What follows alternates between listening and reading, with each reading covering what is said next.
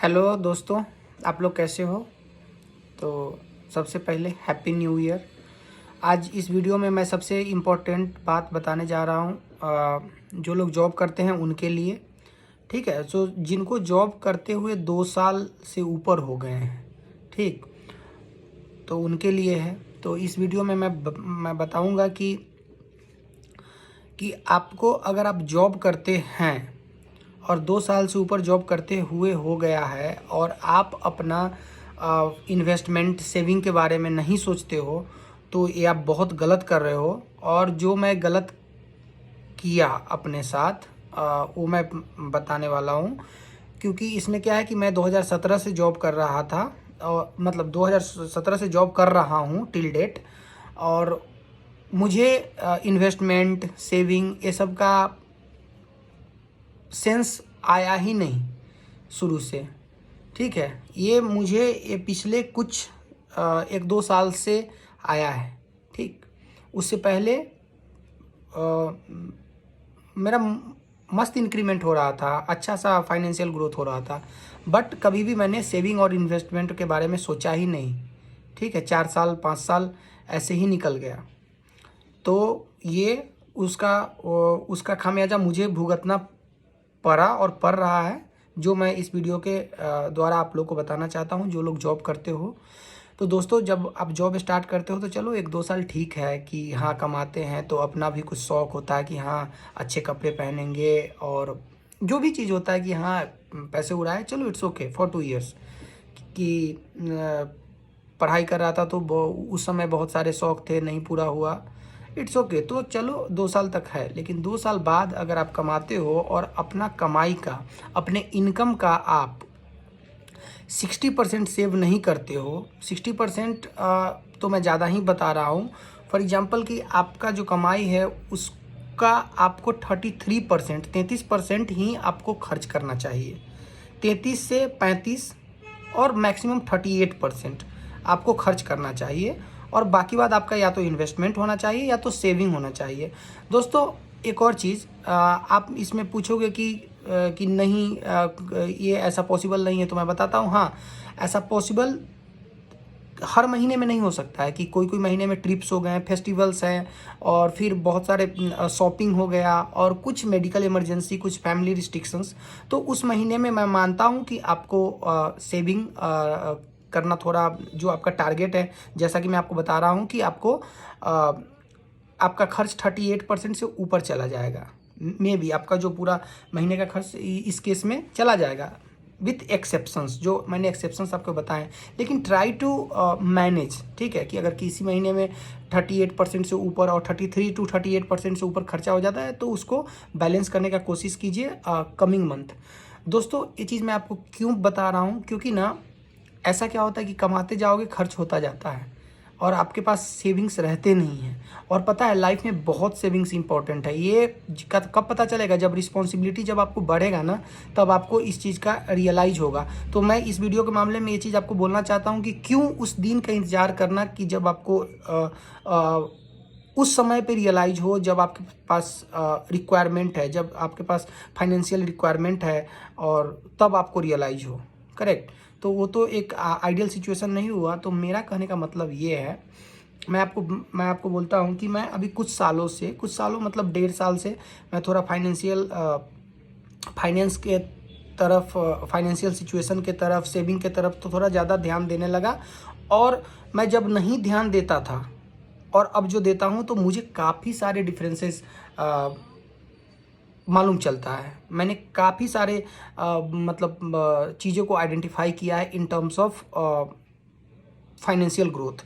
तो मैं यहाँ पे आपको बताता हूँ आपको दोस्त। मैं बताया ना कि मैं 2017 से जॉब कर रहा था, तो 2017 से 2021 तक पैसा कमाता था, खर्च होता था, कुछ नहीं, सेविंग हो ना हो, क्रेडिट कार्ड का बिल भी दूसरे अपने दोस्त से लेके चुकाना पड़ता था। ठीक है, क्रेडिट कार्ड में मिनिमम अमाउंट पेमेंट हमेशा करता था और इंटरेस्ट भरता था। और उसके बाद अगर कहीं ट्रिप्स पे जाना है, पैसा हम कमा रहे हैं, लेकिन फिर भी क्या है कि खर्च करने का, बचाने का तरीका मुझे पता नहीं था। तो कहीं ट्रिप्स पे जाना है तो फिर किसी दूसरे दोस्त से कर्ज लेना होता था कि भाई मुझे 15,000 रुपये चाहिए, मैं तुमको अगले बार सैलरी आएगा तो दे दूंगा। ठीक है, वाई, क्यों ऐसा? आपके पास क्यों नहीं था? क्यों नहीं था? क्योंकि सेविंग नहीं किया, पैसा आते गया और खर्च करते गया। मुझे कभी मतलब मुझसे अगर कोई मेरा दोस्त हेल्प मांगता था तो मैं उसको बोलता था कि नहीं, मेरे पास पैसे नहीं, कहाँ से पैसे आएंगे। और कोई दोस्त को अर्जेंट होता था तो मैं अपने दूसरे दोस्त से पैसा कर्ज लेके और तब सामने वाले को देता था। ठीक है, ये सारा सिचुएशन क्यों होता है ज़िंदगी में, जिसका रीज़न है कि आपने बस कमाया, आपने बचाने पे कोई ध्यान नहीं दिया। ठीक है, उसी का ये हाल होता है। और उसी मतलब मैं अपना एग्जांपल दे रहा हूँ। ठीक है, तो आपको बताता हूँ कि बहुत सारे, अगर आपके पेरेंट्स किसी प्रॉब्लम्स में हैं तो आपके पास पैसे नहीं रहेंगे, या आपको लाइफ में, मैंने बोला ना कि रिस्पॉन्सिबिलिटी बढ़ती रहती है, समय के साथ ज़िंदगी का चीज़ें बदलती है, तो उस समय आपको मन करेगा कि कोई गाड़ी लेना है, तो उसके लिए आपके पास डाउन पेमेंट के लिए पैसा नहीं रहेगा। घर लेना है, ज़मीन लेना है, तो आपको डाउन पेमेंट के लिए पैसा नहीं रहेगा। तो ये सारी चीज़ मेरे साथ हुआ है, मैं बता रहा हूँ। 2 साल एक्सपीरियंस होने के बावजूद मुझे बाइक लेना था 2019 में। तो उस समय मैं 2 साल एक्सपीरियंस था, मैं गार्जियन से झूठ बोला कि मेरे पास पैसे नहीं हैं, और यहाँ झूठ बोला ये कि मुझे बाइक खरीदना, मैं बोला कि मेरे पास पैसे नहीं हैं और मैं इस प्रॉब्लम में हूँ, तो मुझे 30,000 रुपया दीजिए। 30,000 रुपया मैंने अपने गार्जियन से झूठ बोल के बाइक के डाउन पेमेंट के लिए लिया। ठीक है, मैं अपना ही एग्जाम्पल जो दिया हूँ। ठीक है, कि कुछ भी करना होता था, इवन फ्लाइट टिकट भी कॉस्टली है। पहले प्लान किया कि नहीं जाना है घर, लेकिन बाद में मन हुआ कि जाना है, तो फिर जाके दोस्त से कर्ज लेना। ठीक है, हमेशा का मेरा सिचुएशन ये था। बट जब से मैं इस चीज़ को आइडेंटिफाई किया, जब से मैंने अपने खर्चा कितना करना है, बचाना कितना, उस पर ध्यान दिया, पिछले मोर देन 1.5 ईयर्स हो गया, 1.5 साल से, तो मैं बहुत अच्छा सिचुएशन में हूँ। ठीक है, और एक और चीज़ है ना कि जब तक आपके पास पैसे रहेंगे, इन्वेस्टमेंट रहेंगे, कुछ भी सेविंग रहेगा, तो आपको लगेगा कि हाँ चलो, यू फील कॉन्फिडेंट। ठीक है, जब आपके पास पैसे नहीं रहेंगे तो कुछ नहीं। अगर मेरे पास पैसे हैं और मुझे ट्रिप्स जाना है, तो चलो भाई, सिंपल सा बात है, मेरे पास पैसे हैं, मैं चला जाऊँगा घूमने। मेरे पास पैसे हैं, मुझे कहीं कोई चीज़ खरीदना है, कहीं पे डाउन पेमेंट देना है, या कोई इमरजेंसी आता है। ठीक है, कोई फैमिली इमरजेंसी आ गया, या बहुत सारे अनवांटेड चीज़ अकर हो सकता है आपके दैनिक जीवन में। ठीक है, कभी एक्सीडेंट हो गया, कभी गाड़ी डैमेज हो गया, कभी मान लीजिए कि अपने पेरेंट्स को हेल्प करना है, कोई नया घर बन रहा है उसमें, या अपने भाई बहन को पढ़ाई में, या कोई भी चीज़ में, तो उस समय आपको ज़रूरत, आपको किसी दूसरे का सहारा नहीं बनना पड़ेगा, आपको हमेशा कर्ज नहीं लेना पड़ेगा हर काम के लिए। तो इसलिए ज़रूरी है। तो दोस्त, मैं आपको बता रहा हूँ फिर से, हमेशा ध्यान दीजिए कि आपका जो मैक्सिमम खर्चा होगा वो 38%, लेकिन जो आइडियली आपका खर्च 33% ही होना चाहिए। मैं प्रैक्टिकली इस मनी कंट्रोल के ऊपर काम करके देखा है, और पिछले 1.5 साल में, और I am in a good state. मुझे अब किसी भी चीज़ के लिए पैसा कमाने के बावजूद भी मुझे किसी भी चीज़ के लिए मुझे किसी से कर्ज लेना, या किसी बैंक से पर्सनल लोन और क्रेडिट कार्ड ओवरड्यू, ये सब ओवरड्राफ्ट, ये सब कभी मुझे ज़रूरत नहीं पड़ता है, फॉर गॉड सेक। तो यही चीज़ मैं बोलना चाहूँगा कि आप 100 रुपया कमाओ, 1 लाख कमाओ, 5 लाख कमाओ, मैक्सिमम 38% खर्च करो। बाकी बात इन्वेस्टमेंट या saving, investment in terms of anything, like mutual fund हो गया, LICs हो गए, स्टॉक्स हो गया, या घर खरीद रहे हो, या ज़मीन खरीद रहे हो, या कुछ भी खरीद रहे हो, तो या FD हो गया, तो ये सब इसमें करो। Saving in terms of means like, saving में दोनों चीज़ आ जाता है, या तो कैश जो आपके सेविंग बैंक अकाउंट में है, या आपको ये स्टॉक्स भी एक तरह से सेविंग है। जब मन किया, अगर कोई दिमाग लगा के अगर इन्वेस्ट किया है, तो आपका ज़रूरत है तो आप स्टॉक्स को बेच सकते हो। तो ये सारा चीज़, लेकिन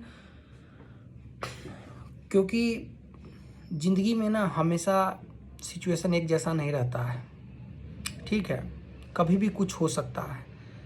तो इसके लिए हमेशा आपको इंटरनली सेल्फ फाइनेंशियल बैकअप होना चाहिए, ठीक है, तभी जाके लाइफ आगे अच्छा रहेगा। बाकी बात बिल्कुल बिल्कुल नहीं अच्छा रहेगा। मेरा बिल्कुल सिचुएशन वही मैं सोचता हूँ कि मैं आज से 3-4 साल पहले से, क्योंकि मैं जॉब 2017 से करता हूँ, अगर 3-4 साल पहले से मेरा ऐसा कुछ प्लानिंग रहता तो आज मेरे पास कुछ फाइनेंशियल कंडीशन मेरे काफ़ी और अच्छे होते, ठीक। तो यही है दोस्तों, तो यही सब चीज़ मैंने आपको बताया हूँ, तो थोड़ा सोचिए इस बात पे। और ज़िंदगी है, इसमें देखिए कोई भी चीज़ यहाँ पे आपका लास्ट थोड़ी ना है। फॉर एग्जांपल आपने गाड़ी लिया तो कोई वो आपका ज़िंदगी का आखिरी गाड़ी थोड़ी ना है। आपने कोई गैजेट लिए जैसे एक्सपेंसिव लैपटॉप लिए तो वो आपकी ज़िंदगी का आखिरी थोड़ी ना है, ठीक है। तो हाँ, मानता हूँ कि रिस्पॉन्सिबिलिटी बढ़ता है तो खर्चा बढ़ता है, तो खर्चा बढ़ता है तो फिर आप अपना इनकम भी बढ़ाने पे फोकस कीजिए, ठीक है। कि आप इसमें एक और आप क्वेश्चन पूछ सकते हो कि अगर जिस आदमी का 38% में नहीं हो रहा है, ठीक है, 30 जैसे मैंने बताया कि 33 to 38%, उसमें कोई यहाँ पे क्वेश्चन आप लोग पूछोगे कि उसमें किसी आदमी का खर्चा नहीं चल रहा है, तो फिर boss directly you can try to focus on income increment, ठीक है। फिर आप अपना इनकम बढ़ाने का सोचिए। सो दैट्स ऑल, यही है। और रिस्पॉन्सिबिलिटी बढ़ेगा तो खर्च तो बढ़ता ही रहेगा, तो उसके हिसाब से इनकम पे भी फोकस किया जाए और उसी हिसाब से 33 to 38 मैक्सिमम 40, ठीक है।